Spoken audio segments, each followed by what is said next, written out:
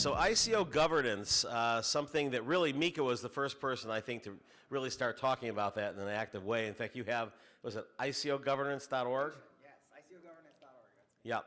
And, you know, I mean, we've moved from a world where everything was, and we've seen this in other markets, everything was like, go, go, go, who needs governance? We've got code and blockchain. And then, you know, the DAO kind of raised some questions. Then a couple of, you know, people running off with money raised more questions.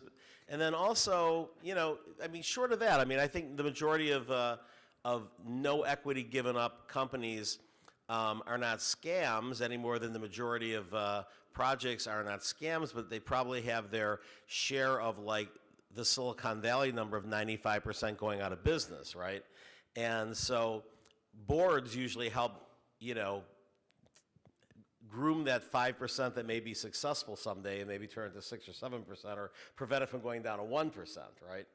And that has not happened by and large with the crop of companies from, oh, I'd say 2013 through, you know, 6 months ago. And I think if there's one good thing to come out from the nuclear winter, as they're calling it, the 95% drop that you heard Gil say he's happy that it wasn't more than that. He mentioned the Hummer Windblad fund that actually MarketWire was in, having a 99.4% drop in assets.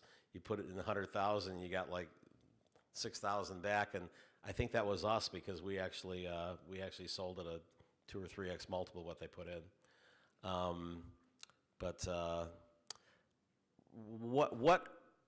What do we need to do, in your opinion, everyone, to have ICOs? And when I'm saying ICOs, we're not talking security tokens yet because they have the standard securities laws. But when I'm talking ICOs, it can be ICOs as a pure foundation, ICOs the way that they've been done outside of the U.S., because everybody's afraid of the U.S. until they get some rules, or ICOs and some of these hybrid models like you raise a safe and then you end up airdropping tokens. I've been a proponent of having, you know, sort of a token holder representative or observer at least on a board and mandate there is a board for any token. And Miko, tell a little bit of who you are and sort of where you see this, because you've really been a thought leader in this from the beginning. Oh, thank you very much. So I'm Miko Matsumura. I guess in this capacity, I'm representing ICO Governance Foundation, which is a nonprofit foundation. I also wear several other hats. But in this context, to me, the thing that's amazing is when you talk to ICO people about governance, all of a sudden you get this, their eyes light up, and they start wanting to talk to you about decentralized, autonomous, proxy-based voting systems for, like, you know, legal personalities, you know. It's just this really abstract conversation, right? And like, I would just like people to not steal the money, please, you know. And you know, so I'm ruthlessly pragmatic on this topic. You know, David has amazing stories. He can regale us for hours on like all the crazy things people have done with the money, right? And it's not okay, right? So, you know, from my vantage point, the thing that's bad. Or if it's going to be a lifestyle business, disclose that. Ah, thank you. Yes, that's very nice, right? Disclosure. That's top. But like, to me, the thing that's fascinating is that the old tools are great. So like fiduciary board members, those are great tools. But I can tell you where you run into some really interesting problems, right? Which is the interesting problems is let's say I have a Delaware corporation. So that's nice. But what if the token issuer is a Panama nonprofit foundation, right? So now it gets really interesting, right? And so the thing that happens when you have these multiple corporations, you have multiple sets of fiduciaries, right? And then you end up with really interesting schemes where you have like, you can have equity in the company, and then you can have like cash in the company, and then you can have tokens, and then you can have equity in the other company, you know. And so you end up with a lot of levers. And the thing that's amazing is every single lever, you can pump one and dump the other, right? So if and the thing that's always been the case is that, you know, there are only two kinds of people that actually have the energy to chase. And and the people are the founders themselves, right? Who can go down into the cracks, right? And investors have no time or patience or energy to chase them, and David Silver, who has time and energy to chase the biggest, most egregious forms of these, right? But other than that, so I guess what I'm saying is people get away with a lot, and that's problematic. I want to actually go all the way over to David just to sort of get a little bit of a response and sort of what types of things. Obviously, we've been a pioneer since Cryptsy, which I have to talk to you after that. I still haven't gotten anything. I don't know if what happened, but it just seems like that was sort of the first blatant thing that was out there with someone just running away money from an exchange. And then obviously you've had a lot of other ones. Is it getting worse? Is it getting better? Or are you still just like having a big inbox of things that are bad behavior? So my name is David Silver. I am a plaintiff's lawyer who started suing crypto companies in 2015. We started with Cryptsy. We've done a lot more since. But the good news is it's gotten a lot better. Good. The answer is when I started what I call the speaking tour, when I used to get booed off the stage, when there was the utility security token argument, and I said there was no such thing as a utility token back in 2015-16, they used to boo me off the stage. Most of the people now, I have a simple rule, it's really worked well. If you buy a Lamborghini the day after you do your token raise, you've broken the law. And pretty much, it's held up true for the last couple of years. Anyone who went out and bought the Lamborghini, turns out they have no products and all the money's gone. But that being said, what's going on right now is, and I think part of this is the nuclear winter, it's like in almost any security environment, during the crash, all the Ponzi's get exposed. So here, while everything was going up, of course everyone was a genius because the tokens themselves and the crypto themselves, by simply going up in value, hid all of the fraud. Now that everything's crashed down, everyone's been exposed. If you don't have a product, if you don't have anything, so the governance, and taking this back, it actually is improving nowadays. The people are the token issuers are concerned about what the U.S. is doing. Tezos has taught us one thing. It doesn't matter where you put your company. If you're a U.S. citizen, the courts are going to take jurisdiction, and they're going to figure out what to do. We're still learning as we go every day now what the courts are going to do. There's no actual answers, except that the U.S. courts are going to take jurisdiction. So I think that's helping, and I think that's a good thing. Yeah, and I think that really went back to the Dow, where you're right, there was this sort of like theory among the academics that, well, if we're a Dow, then no one can touch us. And they pretty much said, if you can fog a mirror and you're associated with what happened, the U.S. will touch you if you harmed U.S. investors. Well, I always use the theory, if you were a kid from Miami and you were doing a ICO fundraiser in Russia, didn't matter where you put the stamp for where you were doing it, the government was going to fine you if you were spending the money in the U.S. Centra, which was one of the poster childs for bad behavior, where they bought the Lamborghinis, but they've locked up the money. So there's going to be a lot of case law that comes out of that Centra case because there is, one of the few cases where money is locked up. Mm-hmm. So I know that the SEC, we're hearing there'll be better clarity the next year. Do you still feel that there's no utility tokens? I mean, because obviously there are things like Ethereum. There's Bitcoin. I mean, there's infrastructure tokens. There are certainly also utility tokens that never raised any money, that like Steemit or something like that, that just simply went out and traded as consumption tokens. So the problem is not whether something has a utility. Something can have a utility and still require SEC registration. There are a lot of people out there right now who are given scripts from their large law firms, who I personally believe are going to get themselves in trouble, to tell people, well, don't tell everyone this is an investment. Don't tell everyone it's going to go up in value. And they're giving these telemarketer scripts to tell their investors about how to say something might be a utility token. The truth is, if you have investors and you and your investors want to get rich, the SEC is going to regulate that somehow. Well, do you feel that all 4 points of the Howey test are all of a sudden invalid on tokens? Because, the example I like to give is if that was true, then I'd have to go and register my rental apartments with the SEC. A REIT I would, but not a rental apartment. Antiques that I expect to go up in value, Beanie Babies, and of course I always talk about wine futures, where the original Howey test came from. So the one that's always tricky is that whole thing about, is it going up in value because of the active efforts of management, or because the asset actually, because the supply and demand went up, and you could lose the management and it would still go up because of supply and demand. So ultimately, and this is just my personal belief, what's ending up happening right now is the SEC is going to want to make an example of certain people within this industry. I think they've made that very clear, and because there's so much rampant fraud, they're going to be able to make the argument against the fraudulent entities, and then we're going to trickle down to the legitimate companies who, if you ended up with a product, I think you're going to get away from being persecuted by the SEC and prosecuted by the SEC. But if you didn't have a product, it didn't matter what you claimed or what you were doing. So will they go after, they can only go after the top 0.1%. So who are they going to go after? They're going to go after people who raise the money, and let's use what the SEC was saying about the Ethereum Foundation. They did a big carve out when they gave the speech that said Ethereum was not a security. They carved out the fundraiser. So could they come back, because they have 6 years, and say, well, people involved in the fundraiser actually did an unregistered sale? The answer to that's going to be yes. If you ask me, Vitalik is working with the government already.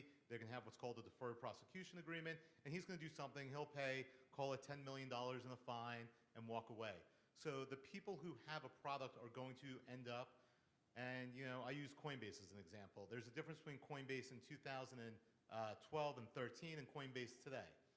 Did they do things that possibly were against the law, not in compliance with their current policies and procedures?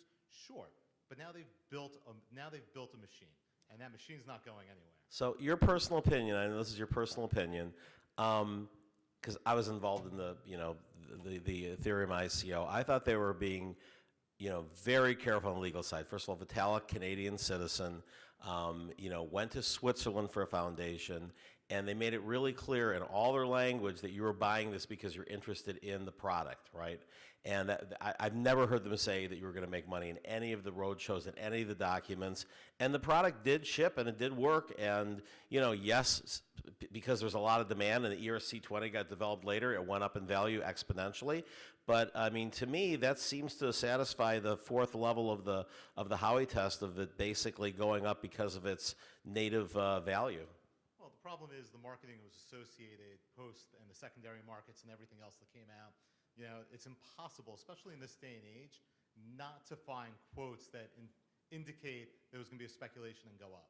And clearly, the people who did the Ethereum fundraise, they made it. If you got your money in early, you made a lot of money. The reason why there's not pressure on the government to unwind that is nobody lost money. Use Tezos, for instance. Tezos, the case that fundraiser is going to set the standard in the law in the U.S. No one knows how it's going to break right now, but so far the court has said there's jurisdiction over a Swiss foundation. So right there, that's the first step. But with Tezos, it was impossible to find people who wanted to say, I lost money in the Tezos fundraiser, because at the time of the lawsuit, if you put in $1, your dollar was worth $4 or $5. So nobody wanted rescission on that, because what person would walk into my office and say, David, please take my $5 and give me $1 back? So it was virtually impossible. Even today, there's still an X factor return. So that's actually been why the SEC hasn't been more aggressive in their prosecutions of active companies moving right now. Why we're not getting the instant clarity, because some of the larger ones are still functional and operational. The SEC is only going after the low-hanging fruit. The low-hanging fruit, every time they go after someone, there's an agreement with the SEC. It's called enforcement. It's called education by enforcement. The SEC is simply going after people who have done things egregious, putting the SEC stamp of approval on your website and saying that you're SEC compliant. That's obviously a problem, because the SEC has not approved any company to do anything. So what we're learning right now is that no matter what, we're in a new world order where information is virtually impossible to filter. So therefore, there's always going to be someone who says, we're going to make money.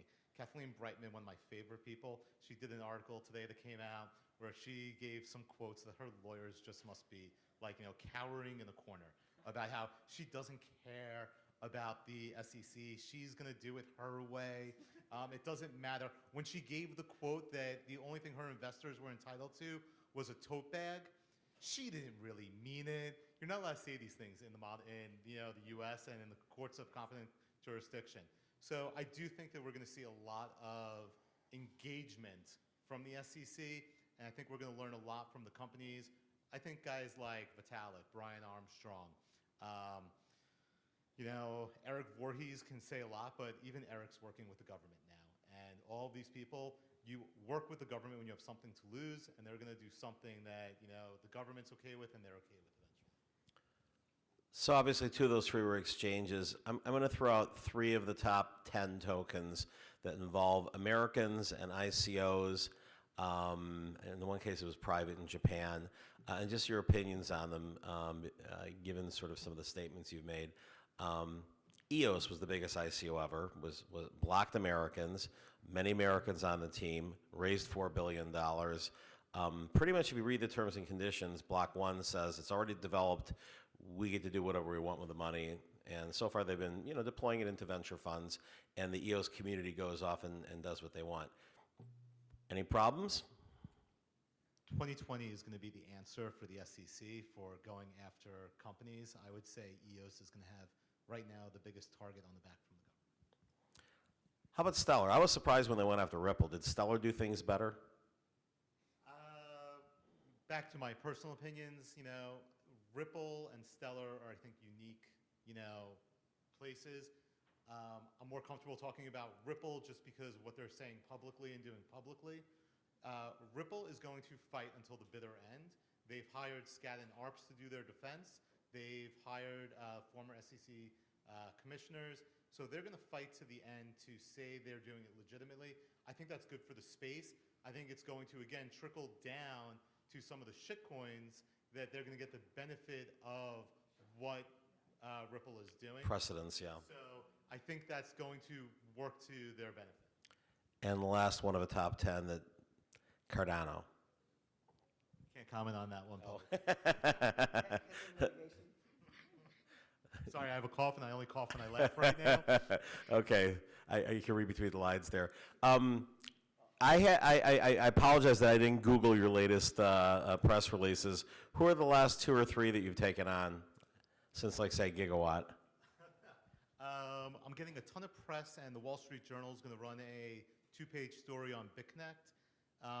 BitConnect is getting a lot of press because the Indian government's now working the U.S. government. Nano's still out there. Nano's definitely going to be an interesting one to see what we're doing.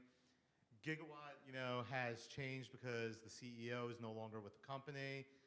They've now changed their white paper terms. Just trying to think off the top of my head. The cases from 2 years ago are starting to move now. Publicly. Anybody going after OneCoin? Not that I know of. Okay. But the reason for that is a little different. That's collectability. Right. Evercoin also. Let me just say this: if you're pitching a high yield investment program where you're claiming to get a 40% return on your money, I don't believe you. Don't come up to me. Don't talk to me about it. I don't believe in that. Anyone who tells me they can get me more than 10% a month, God bless you. I don't believe in 10% a month, let alone 40% a month. Nano's good, but Coinbase, the litigation's moving forward, which ties back to Crypto. That's going to be an interesting case. They took it up to the 11th Circuit. Court of Appeals, we just came back and won. And the Kraken litigation. I think exchange litigation more than ICO litigation is what's happening. And why is that? What are your main issues with Kraken and Coinbase and other exchanges to watch out for? So just to be clear, that's not to watch out for. Just because I'm suing people doesn't mean they're bad. Actually, Coinbase is very good. I would say they're one of the better. Coinbase, Gemini, Bittrex, some of the better U.S. exchanges. What they did years ago versus what they did now.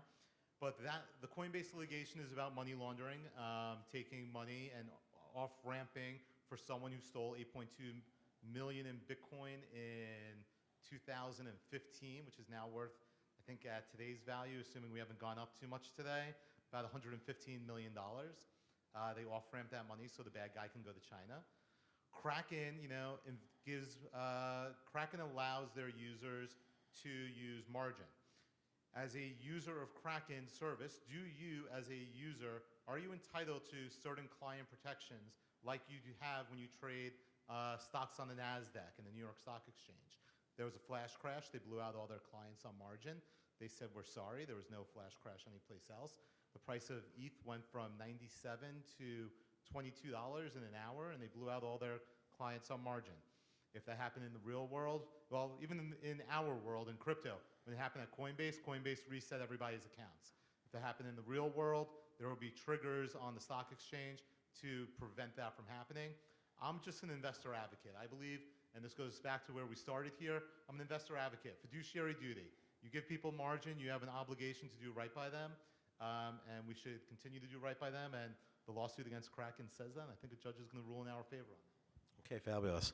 So I just wanted you to get a lot of this stuff all at once.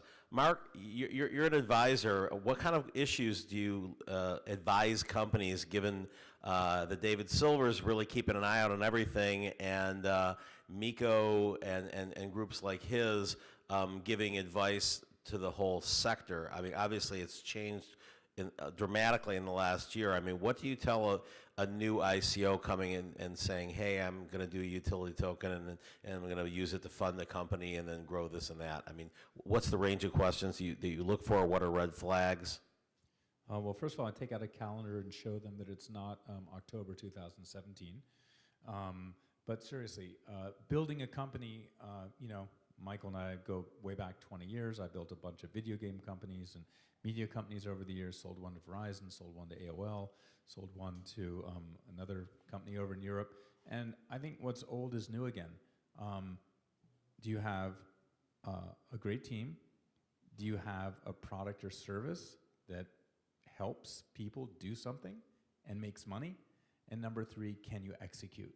Like, to me, those are just such obvious table stakes, but those things kind of got lost in the shuffle over the last year, 2 years.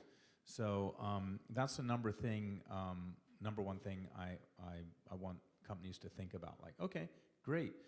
So you're going to do a consumer thing, and how's it going to work? Well, my users are going to go to, they're going to go to Ether Delta, and that's how they're going to get my stuff. Or, they're going to use MetaMask, and then I'll bring up DApp Radar and be like, hey, so CryptoKitties is your model. Did you see that yesterday there were 300 people in the last 24 hours who've used CryptoKitties? Guess what? It's not a consumer thing. So one of the things I'm thinking about a lot is really helping teams to think, like people said before, this is the startup world, right? The startup world is fraught with risk. And the way you mitigate that risk is you do things right, and you build something that looks real and can help people do stuff. So for me, one of the things that I'm a huge believer in, and I know is going to happen, I would like to see this be the next thing that happen, is really the focus on CX, customer experience, and specifically UI, UX. I mean, you remember the early days of the internet.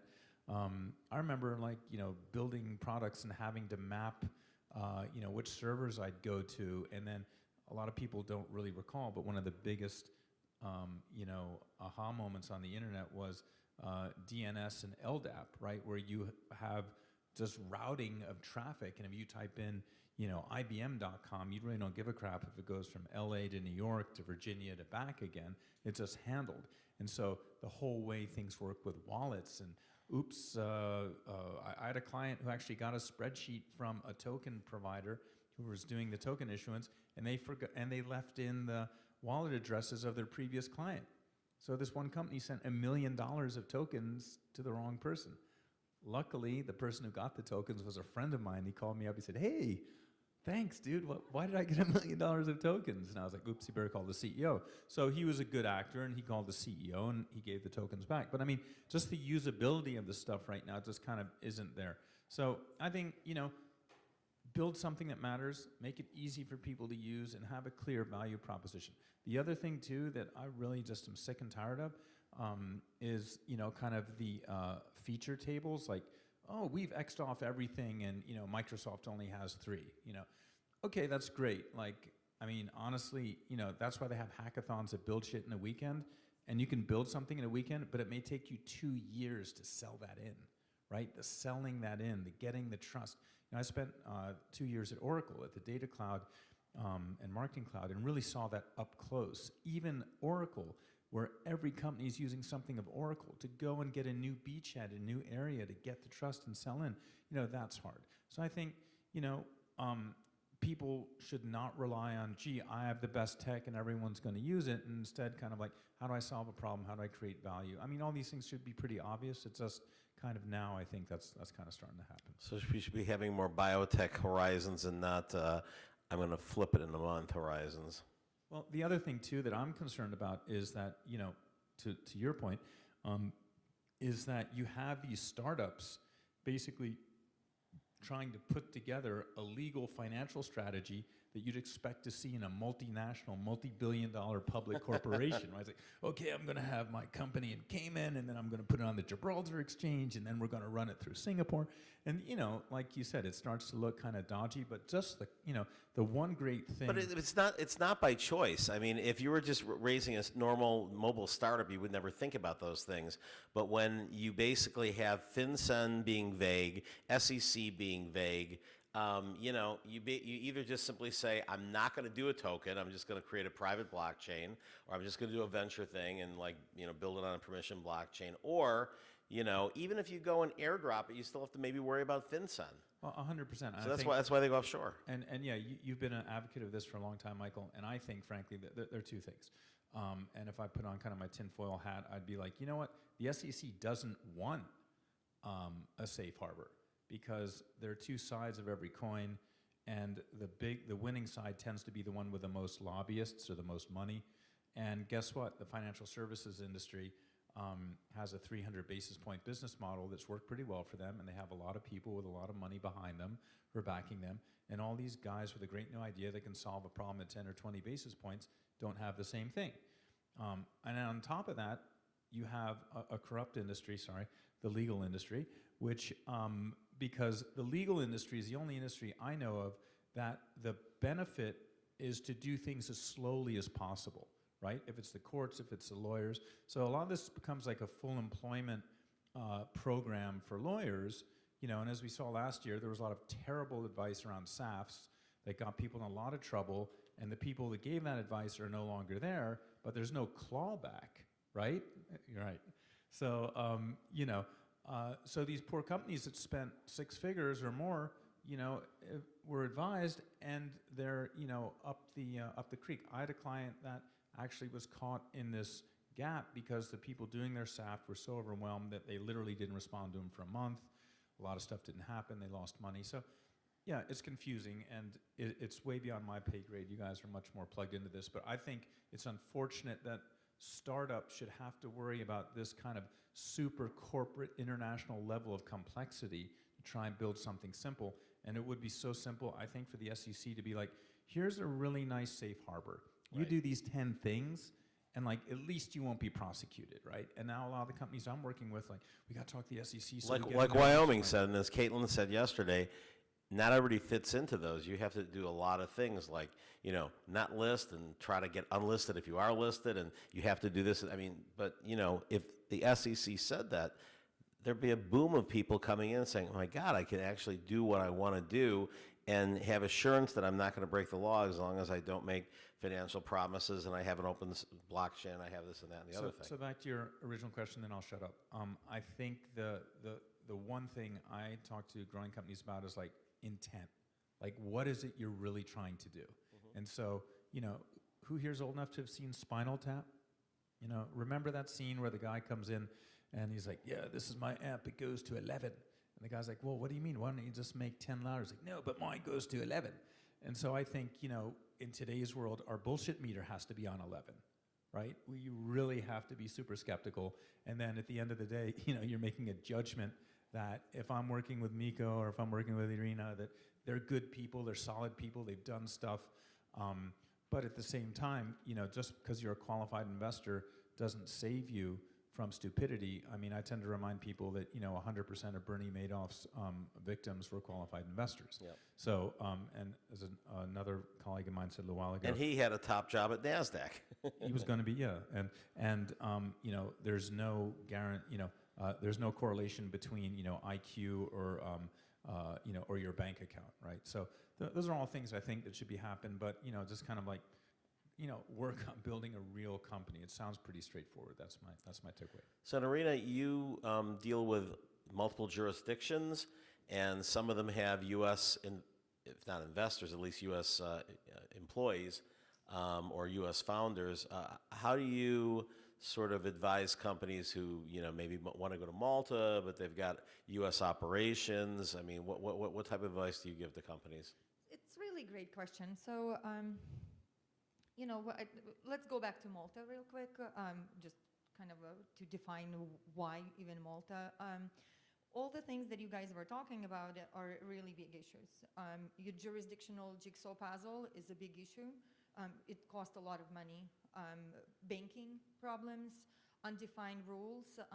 There's all this game that companies in blockchain industry have to deal with, and they don't have any choices, right? So Malta decided that they want to kind of provide an infrastructure, a full infrastructure where all service providers can have clear guidelines and come in and be able to actually provide services. That infrastructure actually includes banks as well as insurances, right? So nobody really talks about it, but really when our industry can be insured, we arrived. Then we can actually have great products, we can have great service providers, lawyers, accountants, and and others. Well, I think you can get at least some form of D&O insurance, but it doesn't mean that you're not going to still get arrested if you do things wrong. Yes, well, Or the way I think- it may pay some of the legal bills when David sues the company. yes. So it's to me, it's all about underwriting, and we really do not understand kind of the risks, right? So when I talk to a project, first questions I ask actually is how much do you dedicate in money for in funds for jurisdictional risk mitigation and banking mitigation. Mm-hmm. If you don't know, it's going to eat your face. It will take all your money. The banks will freeze your money, they will keep your money, and it will cost you money to get attorneys, and it's just something that can make you disappear. All your dreams of beautiful project will go away if you do not plan for these things. And so that's kind of why that's where the insurance kind of comes in, because it's just really underwriting and understanding risk tables for every aspect in our industry, not just kind of a little some insurance for securities offering, let's say, right? So there's some policies that we have right now. What I advise to founders, really, to companies, is to make sure that they do due diligence report, research, and they really understand it themselves. Right now, when I talk to companies that come from US, to me, what I want to know is that, are they willing to, for this project, get up and actually move from this country? Because it is not very friendly here. And it is friendly in other countries, right? Where you can get your citizenship. In Malta, you can move to Malta. You can live anywhere in Europe. Yeah, but you'd have to renounce your U.S. citizenship, or you're still under the yes. aegis here. Well, yes, exactly. But if it gets to a point, as my really great friend actually spoke on a panel 2 weeks ago, and he said, we've been anticipating this war, this push from regulators. From the beginning, but it hasn't came. We haven't seen this resistance, right? But it's going to come, and it will come because we will gain the traction, right? And he said the war is coming, and I do believe that the war is coming, and in the end of the day, do you really believe in what you're doing, and are you willing to be a global kind of a global citizen and follow what you're doing, or is it just something like a buck? Oh, of course I'm not going to move my family to go wherever because it's just a business. So a lot of people in the industry are really building something that they would be willing to get up. Like I talked to David Johnston, all right, and so he's thinking about bigger picture. He's dedicated to ethos of what crypto is, and following that ethos, he will be able to. I'm not saying that he's moving. I'm just saying that he's willing. We know that he's like looking at a place next to Roger Ver and St. Kitts. Yes, so. yes. But I mean, Miko, do you think that the two options is a very depressing conversation here? The two options for entrepreneurs today are basically go work for IBM or renounce your citizenship. I like that. I mean, the thing that's really fascinating is the brain drain concept, right? So, I think clearly we're seeing lots of brain drain. I mean, I was about a week ago sitting in the Prime Minister's office in Malta, and I said to him, like, we dreamed of building a Silicon Valley unicorn company at Evercoin, and now our dream is to build a Maltese unicorn company. So I just want to congratulate you. And his response was, welcome to your new home, right? So, there's certain domiciles that get it, certain ones that don't, and maybe it's true. Our chief compliance I was going to say, I mean, our CoinAgenda Europe this year, we held in Malta for a reason, and that was actually, I believe, the first time that he spoke at a crypto conference, and he was our lead keynote speaker. I mean, that was the first time we had a head of state speak at any conference that we've done. And it's terrific, right? And so I guess, our chief compliance officer has volunteered to move to the island, and, we're definitely committed to building a company there. So, I think that's the mindset. I do think that your two-world scenario is, it's kind of hilarious, and it's something to think about. And it may be even worse than that, right? It may be like, driving an Uber, or maybe even more depressing jobs. Well, no, I mean, look, I think there is the third thing, which is regulatory arbitrage until, I mean, the SEC, as I like to say, and FinCEN are not judge, jury, and executioner, right? And so far, the Supreme Court, when things actually go there, have been pretty pro states' rights. I'm thinking of the New Jersey case when, the government overreached and said, no, states can't govern online gaming. It's a federal issue. We're going to shut everybody down. And the Supreme Court said this is an overreach, states' rights. And I think it's hilarious that there's not a single law against, utility tokens or crypto. It's all interpretations of interpretations that you can get 15 different interpretations by different lawyers. There hasn't been even a proposed regulation by the SEC. It's just been enforcement. And as Manny had mentioned before at the Library of Congress, that Ripple's lobbying group kind of was put together. That 15 congressmen at least had a start by writing Clayton and saying you can't govern by enforcement alone. We're not giving you a deadline, but you really need to have some rules. Otherwise, we're driving business from the United States, and that's not what we're supposed to do. And so I mean, it just seems like this to me. What I advise companies is start a just not a security token yet, because there's all sorts of things haven't been decided there, but just start a regular, startup, right? Just get some angel investors, just do a normal safe note. That's all pretty well covered ground. Nobody gets sued for that. And develop your token privately and quietly. And you hope that in the next 12 to 18 months, there'll be clarity.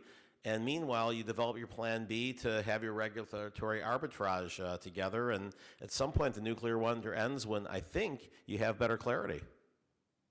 Yeah, absolutely.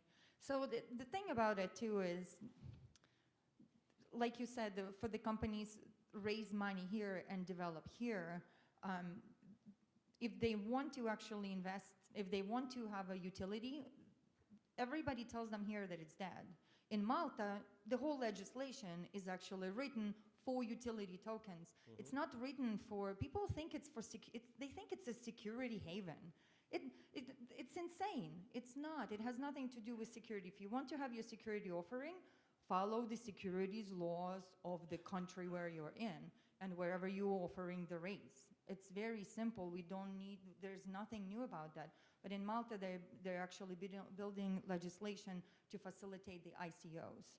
So like what Miko did. And Miko, Malta's not unique, right? I mean, Singapore, there's several other places that basically recognize the existence of utility tokens and have a framework.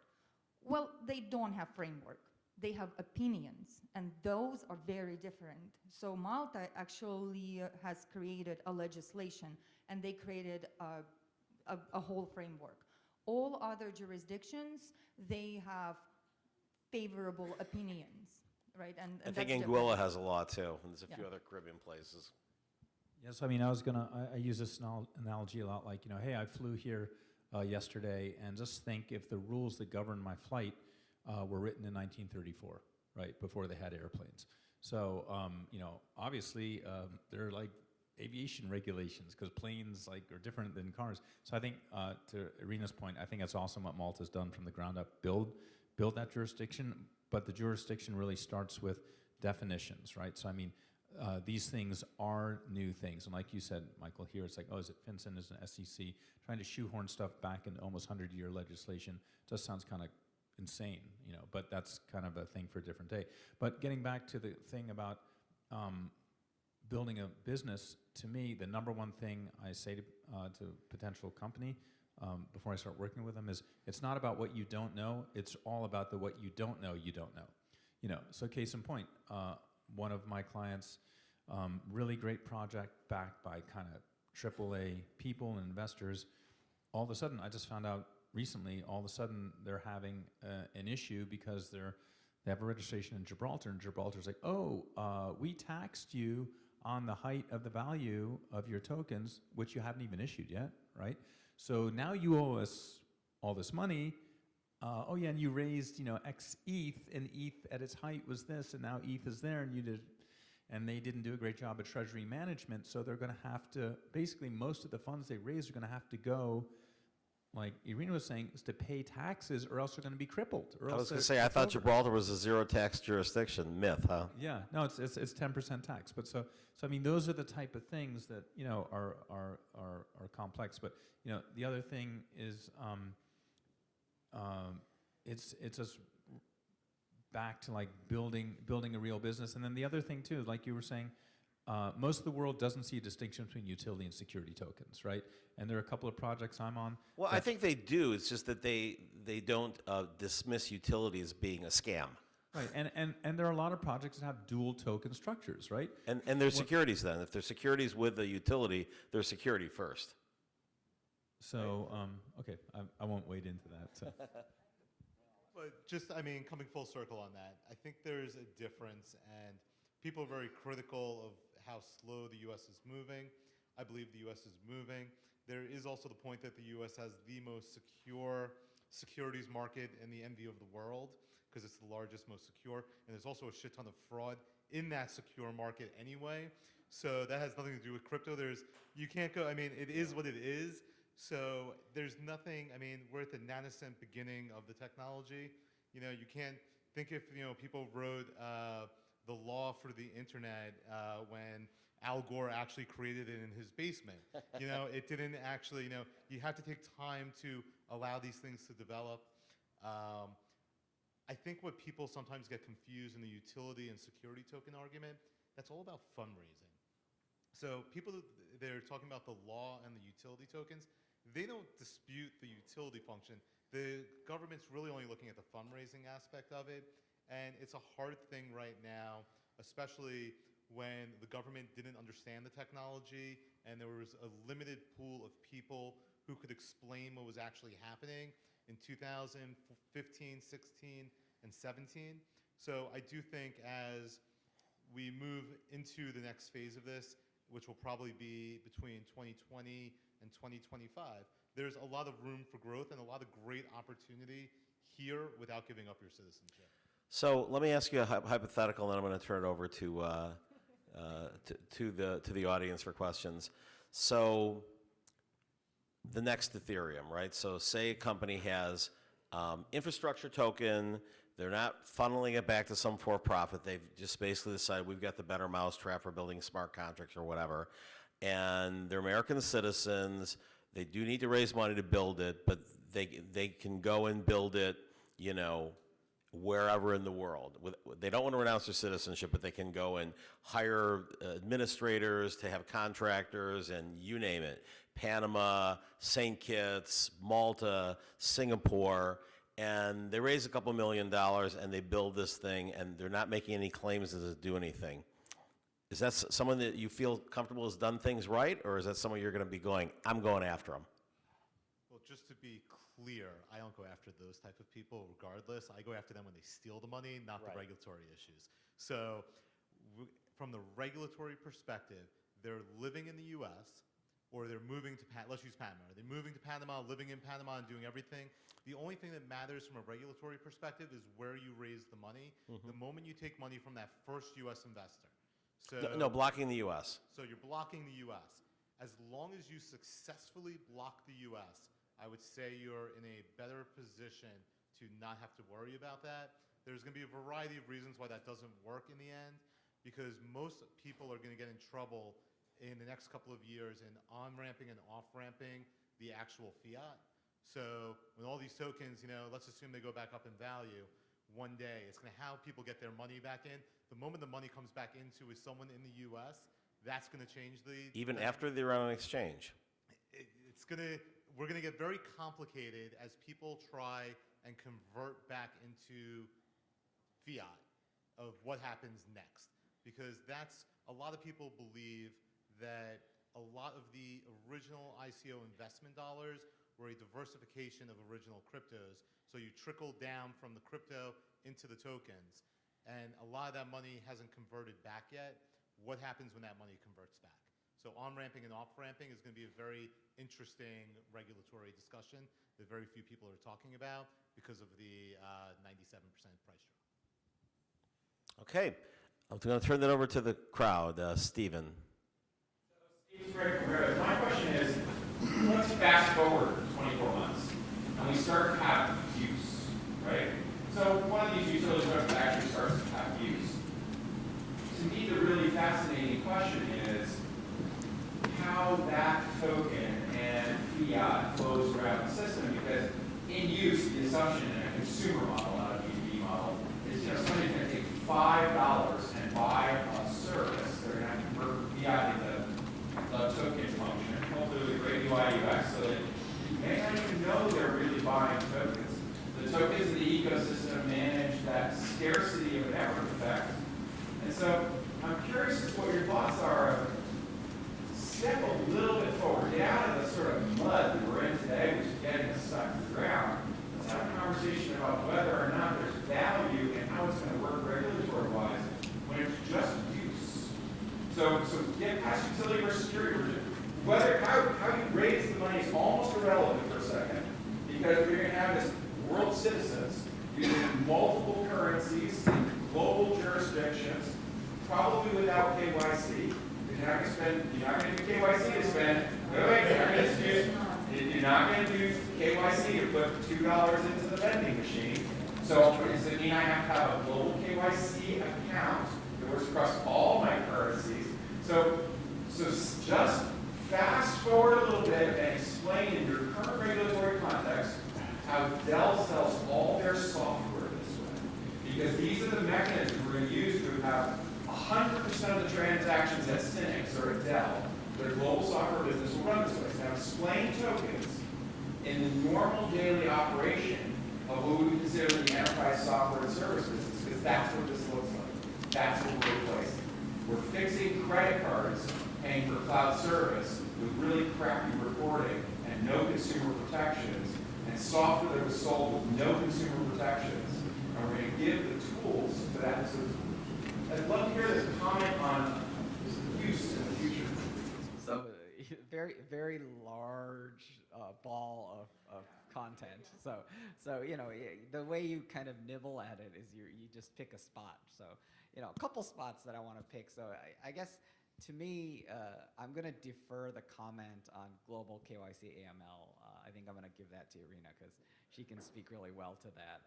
You know, from the perspective of like, you know, thinking about the boundary between personal and enterprise, you know, one of the things that's really interesting from the B2B scenario is a gift card, right? Because so it's possible to have procurement prepay and buy vouchers and not actually have custody of a cryptographic asset and have a double click through. So the point is that that stuff is super solvable, right? The thing that is really mandatory and non-negotiable, where all the guns come out in the world, is AML, and I'm just going to pass the mic here. Yeah, you kind of, there were, like Miko said, there was like a big wall of information, and I just kind of stopped at one point where you mentioned that maybe there will be no KYC and AML, and I think we're all just kind of arose here with it is not going to happen, and maybe like in 300 years when we all live 300 years. You may be right, but let me add a thought. Replace the word money with communications.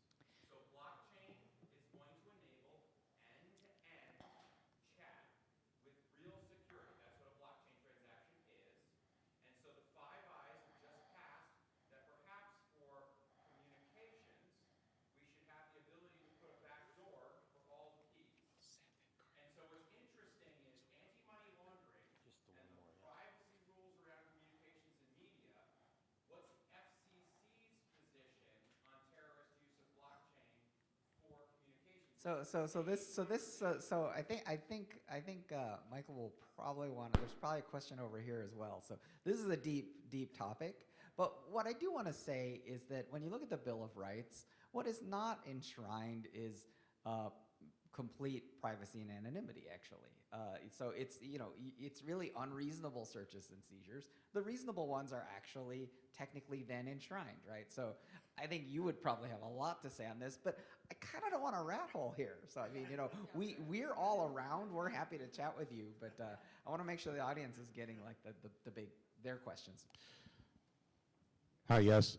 Sean Barger, MediaRich.io. We actually looked very hard at the two phases of a token generating event. You have the token generating event, and then you have the operating company. And we looked hard at Malta. We looked hard at a lot of the different venues and jurisdictions. And Malta, I believe, is 5% on the token generating event and 35% on the use of tokens, with a 30% back, and that still has not been confirmed with the EU, correct? That's a legal structure of the corporation. Yeah, so there's Right. two-tier corporation that you set Right. up. Yeah. So we decided to go, so I could stay in the United States as a US citizen. We banned the United States, and we did a Cayman Foundation company, not a Star Trust and not a 501(c)(3) corporation, or 501(c)(3) not-for-profit. So the reason why we did that is very simply because the Cayman Foundation company has no shareholders. So there is no beneficiary interest. So it's not going to be in my tax return, right? Because it's true. It's just a board and there's no shareholders. So I'm just curious what you guys think of that structure from a tax-free token generating event. And then, of course, with how you actually place money is you have a venture fund that people have to actually, there's a board that has to actually independently place money from there. I think everyone up here is going to kind of is looking at you wide-eyed, and I don't think anyone has. I certainly don't have the international experience. What I will say is, dealing with the Caymans is we're going to run into the hedge fund situation from the 90s and early 2000s again. So I see that just being a similar track, not a get out of jail free card. Yeah, and I think I want to reiterate what he said, which is the get out of jail free. We're actually talking about like jail, non-jail here, right? Like, if you want to talk tax optimization, yeah, talk to Gio. Like, there's a booth, and there's Gio right over there. Like, tax optimization, right? Like, global tax optimization.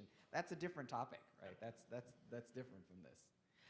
I have a quick question. Okay, David Silver, you made a very big claim. You said EOS. David's a friend of mine. That's why I'm going to nail him to the wall. You said EOS has a big target on their back. If I had an EOS for every time I heard a lawyer say that, but I wonder why do you say that? And I'm going to contrast some previous speakers over the last few months saying that EOS is making a huge development community. But no one's ever been able to explain to me, why does EOS have a huge target on their back? Okay, so this is payback because one time I disagreed with her on Twitter, so she's going. So this is my payback for that. So here's my answer to that question. Here's my answer to that question. It's pretty simple. We don't know, and I say this all the time. There are a lot of people who speak at these conferences, and especially last year as everything was booming and people were paying ridiculous amounts of money to be seen on stage, and were paying to play to be seen as the leaders and the voice leaders of what was going on. Nobody knows what's going to happen in 2020. Theranos is the example. How many people in this room know what Theranos is? Everyone should be terrified of Theranos. This company claimed to have a government contract. They did SEC violations. They lied about everything. There was no blood test. There was no government contracts. And at the end of the day, it still took them years to get a guilty conviction. My only point about Theranos is it takes years for the federal government to do something. It takes years for the SEC to get their conviction. We have no idea in this space who is doing things right and who is going to end up like Theranos, a shooting star of someone who looked respectable. She, dressed like Steve Jobs. We have no idea in 2020 who the government's going to hold out, and it's going to be someone. It's going to be some lawyers who gave advice to ICO startups that got charged $500,000. People know I'm a big believer. If you're going to pay $500,000 to a large law firm, get an indictment guarantee. If you get indicted, they represent you for free based on their work product. They won't give it to you. But let me tell you something. I know several law firms right now, when the original band of SEC subpoenas went out about 6 months, a year ago, they were all defending their clients on those subpoenas for free right now, because all of the questions are, where did you get this crappy advice from? And well, the crappy advice came from their lawyers. So the lawyers who have the malpractice actions coming, and if you ask me what 2019 is for David Silver, malpractice against large law firms who gave crappy advice to ICO startups. But that being said, coming back to why do I think it's going to be, the amount of money, the way they raise the money, I believe that a lot of and this goes back to Vitalik and the Ethereum Foundation, we're going to learn who's working with the government and who's not. I think Vitalik is working with the government presently. I don't think EOS is, and I think they're going to pay a price for that. One last question for me on SAFTs. I know SAFTs are supposed to be the save-all, then all of a sudden they were the devil. And just this week at this show, I mean, I heard, top, accounting firms say, well, no, SAFs, there's been a change of like how it's recognized now, and it's actually, you can start as a security. They actually went back to that Ethereum talk. You can start as a security and then be not a security, so SAFT is fine now. I am heavily on the record as being anti-SAFT. I believe that there is a lot of fluctuation of going back and forth. The problem with the SAFT was it was created by several lawyers and law firms very specifically to get them out of trouble of advice they gave in 2016 and early 2017. I don't think that people who did the SAFs for those purposes are going to reap the reward they're hoping for. The second problem with the SAFs, a lot of people did SAFT agreements without legal advice afterwards and tried just cutting and pasting them. I think they're also going to learn that without having done it by advice and just thinking you were using the general SAFT that had been, kind of publicized, they're going to learn that not everything in life is so easy that you can just cut and paste and not pay the lawyers. So whether you paid the lawyer, you got screwed, or whether you didn't pay the lawyer, you got screwed. So the lawyers won both ways, but everyone that used the lawyers got screwed. I was going to say, SAFT, the first two words, simple agreement, but we'll see if everyone else agrees. So, okay, thank our panel. Excellent conversation.